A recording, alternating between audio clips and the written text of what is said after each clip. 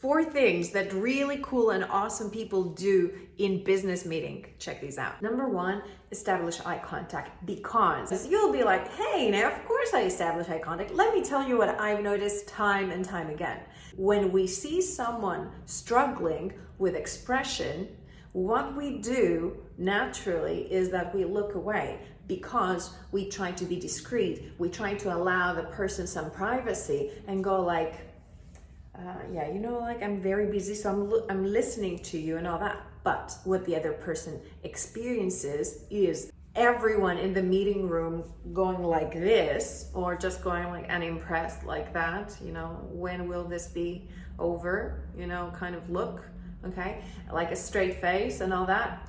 Or worse, the person doing the talking or the presentation, you know, the person struggling, I mean, is just looking for the word and all that. Now, what I need you to do is be a sweetheart and look at the person, engage with the person, which brings us to number two, smiles, smile with your eyes. So wear your kind of smile, and just like very subtle, and a very subtle nod to go with that. So you'll be like, yeah.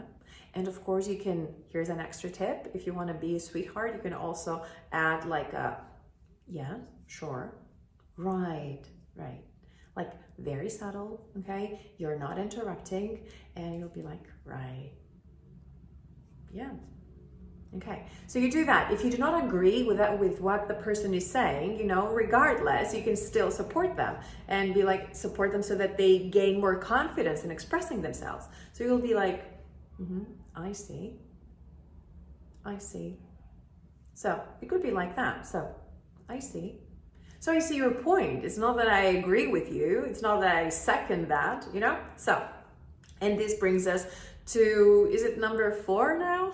And that would be number 4. When you see someone struggling to come up with a word, to remember a word, when you see them stuck, offer them the word, you know, but not in a condescending way, like, or do you mean this? Because then you're not in a business meeting, you are in a teenage movie, and I don't know, your name is Dean or Dick or whatever.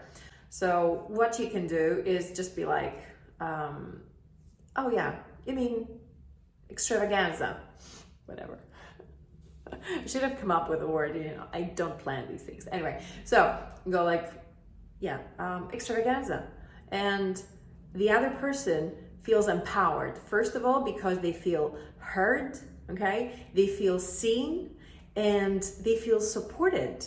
So you're there helping them, okay? And remember, your tone of voice is very important. It's not like, do you mean, it's like, it's very polite. It's a very polite and subtle and sweet tone of voice, okay? So make communication a safe space. There could be people in these meeting rooms carrying ideas worth millions of dollars, but because they feel so unsafe, because not everyone is made of the same fabric, and that's the beauty of it. But the thing is that if we do not allow everyone their own time and space, and we don't support them in the process, how are they ever going to express what they have in their minds, right? So they are there for a reason. They have been chosen, they have been selected, they've gone through the entire interview process, and they earn their right to be in those meeting rooms. So let's give them more space, shall we?